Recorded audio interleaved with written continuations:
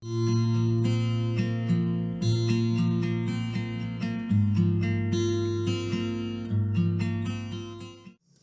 gente.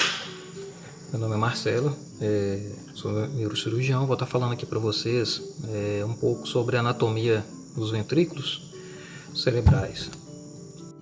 Então, os ventrículos cerebrais a gente pode dividir em três estruturas. A gente tem os ventrículos laterais, que são uma estrutura par, né? A gente vai ter um ventrículo lateral esquerdo e direito, e a gente vai ter um ventrículo que a gente fala uma estrutura na linha média, que é o terceiro ventrículo, e por fim, quarto ventrículo. Os ventrículos são cavidades, então, dentro do cérebro, que são responsáveis pela produção do líquor. E existem estruturas que comunicam os ventrículos laterais com o terceiro ventrículo. A gente vai ver a estrutura que chama forame de Monro, ou forames interventriculares. No caso, a gente está vendo aqui o esquerdo. Vamos falar um pouquinho sobre o ventrículo lateral esquerdo aqui, para a gente dar nomes. Na ponta do ventrículo lateral a gente vai ter um corno. A gente vai ter um corno, um corno frontal, que é a parte mais anterior dos ventrículos, da cavidade ventricular. Você vai ter uma estrutura central, que a gente fala corpo dos ventrículos laterais. A gente vai ter uma ponta que vai em direção ao lobo occipital, está dentro dele, que a gente fala corno occipital. No caso, esse aqui é o corno occipital esquerdo. E por fim, a gente vai ter uma cavidade também que se desloca em direção ao interior do lobo temporal, que a gente fala corno temporal. Essa estrutura, que é mais larga, localizada aqui, que possui um volume maior, a gente fala átrio dos ventrículos laterais. Aqui no caso é o átrio do ventrículo lateral esquerdo. Então aqui a gente localiza uma estrutura que tem um orifício bem aqui. Esse orifício que a gente está vendo aqui em imagem negativa é a aderência intertalâmica, porque os ventrículos laterais, no caso o terceiro ventrículo, a parede dele lateral de cada lado em parte é constituída pelo tálamo.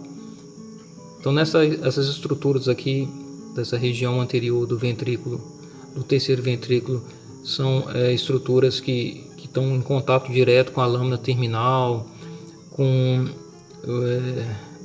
o quiasma óptico, né, e a parte que direciona também para a hipófise.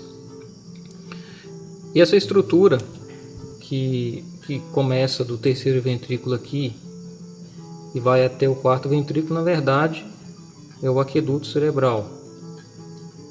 Então essa parte mais fininha é um local onde qualquer tipo de compressão, obstrução vai gerar uma hidrocefalia proximal, no qual todos os ventrículos vão dilatar, no caso os ventrículos laterais e o terceiro ventrículo, exceto do quarto ventrículo.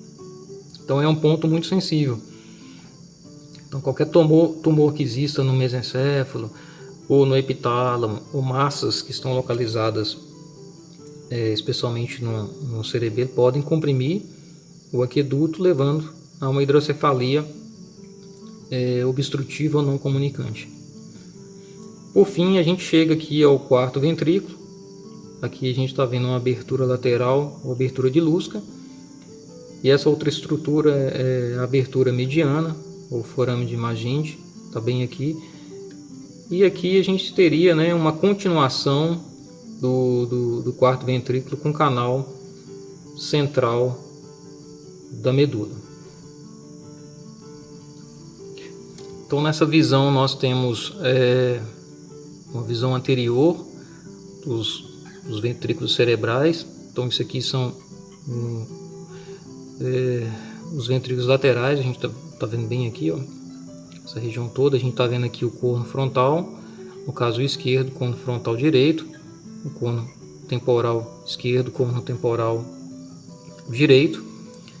Essa estrutura da linha média aqui, que está bem aqui, isso aqui é o terceiro ventrículo.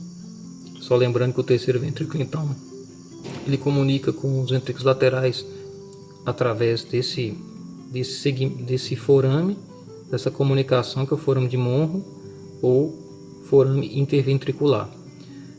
Caso o paciente tenha uma obstrução de um forame interventricular, ele pode desenvolver uma dilatação, né, uma hidrocefalia só desse ventrículo lateral.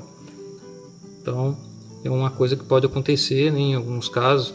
A gente tem alguns cistos localizados no terceiro ventrículo, tipo cisto coloide, que ele pode comprimir, né, o forame de Monro, levando à dilatação dos ventrículos laterais do paciente, causando um tipo de hidrocefalia um pouco menos comum. Agora a gente vê os ventrículos em uma visão posterior. Então aqui a gente está vendo o corno temporal direito, o corno temporal esquerdo. Lembrando que o corno temporal ele pertence ao ventrículo lateral, né? Então a gente tem um par.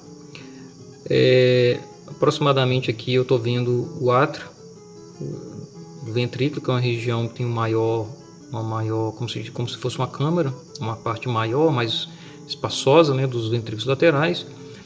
Aqui nós estamos vendo a parte posterior do terceiro ventrículo. Então a gente vê que existe uma comunicação do terceiro ventrículo com os ventrículos laterais. Isso aqui é o forame de Monro ou forame interventricular, a gente tem um de cada lado, né? Aqui essa região é o aqueduto do mesencéfalo. Então o aqueduto é o que comunica, né, o terceiro ventrículo com o quarto. Então a partir dessa comunicação é que drena o líquor produzido dentro dos ventrículos no ventrículo lateral, dos ventrículos laterais e do terceiro ventrículo para o quarto ventrículo. Então qualquer obstrução nesse ponto pode acarretar hidrocefalia no paciente. Pode ser uma estenose adquirida, que pode acontecer na fase adulta. Pode ser uma estenose adquirida por um processo infeccioso, como a meningite bacteriana. Pode ser também grumos de sangue por causa de uma hemorragia localizada, por exemplo, um diencéfalo que alcança o sistema ventricular. Pode ser uma compressão por algum tumor próximo no mesencéfalo, ou alguma lesão expansiva localizada dentro do quarto ventrículo, ou um tumor localizado no cerebelo, ou mesmo, né, no epitálamo do paciente, que vai levar a uma distorção das estruturas, comprimindo, né, indiretamente ou diretamente, né, o aqueduto. Aqui é o quarto ventrículo, essa região. A gente vê duas aberturas laterais, são os forames de Lusca, e uma abertura mediana, o forame de Magendie. Lembrando que o quarto ventrículo ele continua com a medula através do canal central da medula, e todo o sistema ventricular ele é revestido por epêndima. O epêndima, só outra correlação, o epêndima que tem contato direto com o líquido, ele pode desenvolver tumores. São tumores com características mais ou menos malignas, que são mais tipicamente identificados na faixa etária pediátrica. Eles podem crescer realmente no quarto ventrículo, provocando hidrocefalia e sintomas pela infiltração ao nível do assoalho do quarto ventrículo, ou mesmo alterações cerebelares, que aí a criança começa a desenvolver cefaleia, vômitos frequentes por causa da hidrocefalia, alterações à marcha atáxica, e paralisias de pares cranianos pela infiltração no assoalho do quarto ventrículo.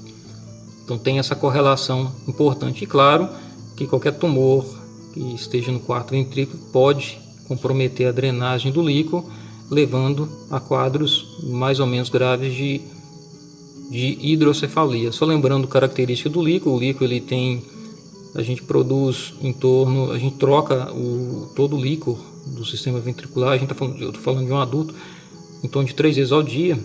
Então a gente tem aproximadamente 150 ml de líquor, e então a gente produz em torno de meio litro por dia. O líquor ele tem até 5 leucócitos e 2/3 da glicose do plasma.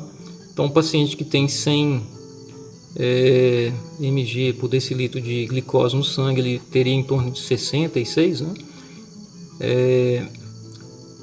de glicose no líquor. E além disso, as proteínas em torno de 45 a 50 miligramas né, por decilitro. Então esse é um líquor com características normais. Então é isso aí que eu queria passar para você sobre o sistema ventricular.